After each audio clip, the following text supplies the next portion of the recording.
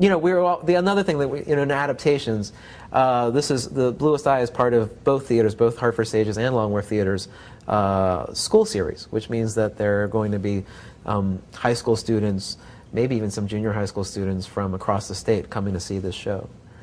And many of them will have, if not have read The Bluest Eye, will at least be familiar with Toni Morrison's work. And so one of the things that we try and do in theater, I think, is we try and find ways to really connect with our audiences. That theater is ultimately an art form of the moment. That what we create in theater is in direct response to what is happening in the world around us now. As opposed to art, which is oftentimes, it is about the, you know, it is a creation in response to things, but it's not always in response to things that are happening now. And once it's done, it exists sort of eternally. The same thing with film. But theater, because of its ephemeralness, is always embedded in the now. And so one of the things that we try and do is we try and find ways to speak to the people that are coming to our audiences who are coming to see the theater now, because the theater will run for 4 to 8 weeks, and that's it. So the people that are coming to the houses, that are coming to the theater to watch this, are the people that we really want to connect with.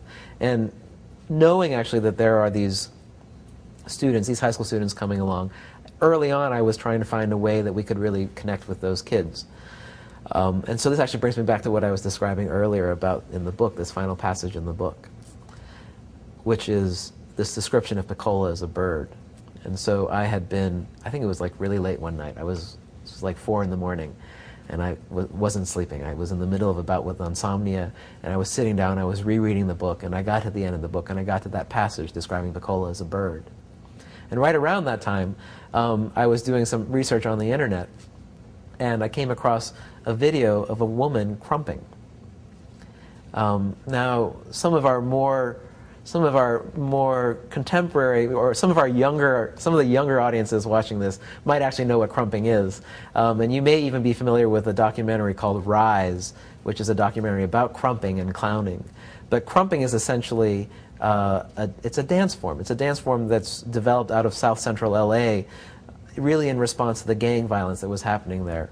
There's a whole evolution of it. It's sort of like clowning, krumping, stepping. It's a lot of different things. But basically, it's an almost martial dance form. And the way that I can describe it is, it's clearly got its roots in African dance. You know, because there are these things called crump circles, where all the kids get together in a big circle, and they just start the music playing, and one person will jump in, and they'll just start this dance. And it's an amazing thing to watch. If you've not seen it, like, go find it. There's any number of examples of krumping on YouTube. Just go to YouTube and type in krumping and search for it, because it's an amazing thing to watch, because there are these kids who are really, I mean, the best way that I can describe it is that they are caught up by the Spirit. They are taken by the Spirit, and they are in the middle of this circle, and their bodies are moving and contorting and popping and shaping and shifting in ways that should not be humanly possible. And they're doing it in this way that is as human an expression as I have ever seen. And the video that I saw was of a woman krumping, and it was kind of this slow motion thing. There's a slow motion of this, sort of the body moving forward and backwards and out and in and out and in and out and in. And all I could think of was the wings of a bird flapping.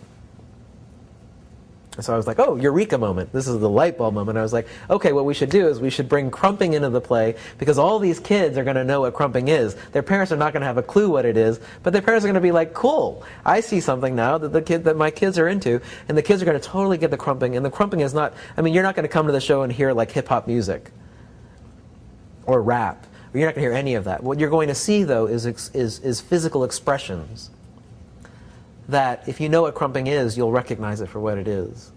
And if you don't, will simply add to the sort of mystery of the theater and the work that we're creating here.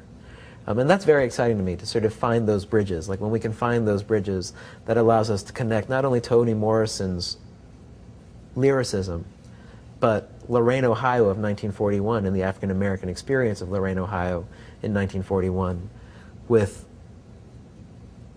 14, 15, 16-year-old kids going to school today. And it's something that we strive to do all the time, I think, when we do theater. And so I'm hoping, fingers crossed, that it is a viable bridge for kids and that they'll really get into it.